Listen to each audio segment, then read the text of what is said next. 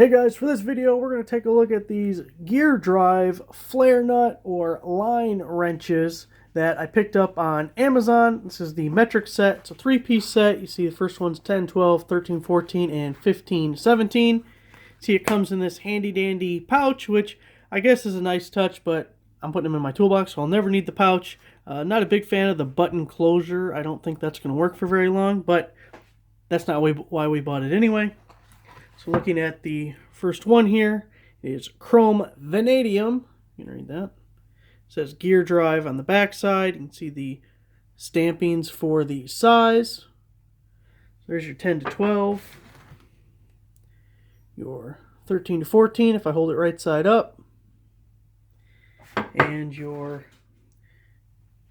15 to 17. Now as a comparison, here's a regular gear wrench, ratcheting wrench. It is a 12 millimeter. And here's the 10 to 12 GearDrive. So it's just a little stubbier.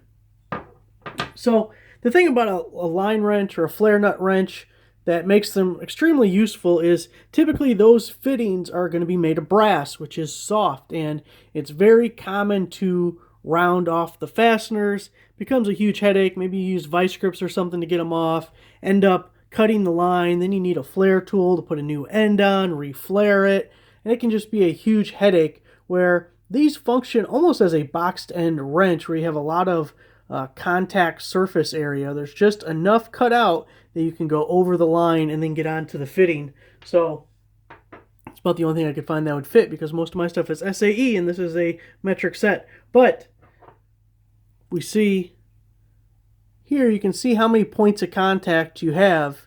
It almost fully encompasses it, so you are much less likely to round off your fastener.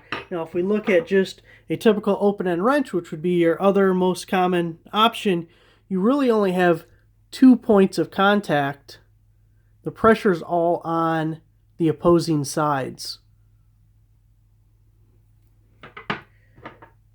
So these things can really be a lifesaver. Use them for brake lines is probably the most common anyone would use these for.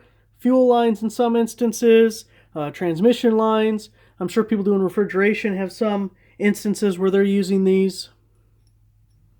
You can also see how fat this jaw is on the 12 as opposed to the regular open end.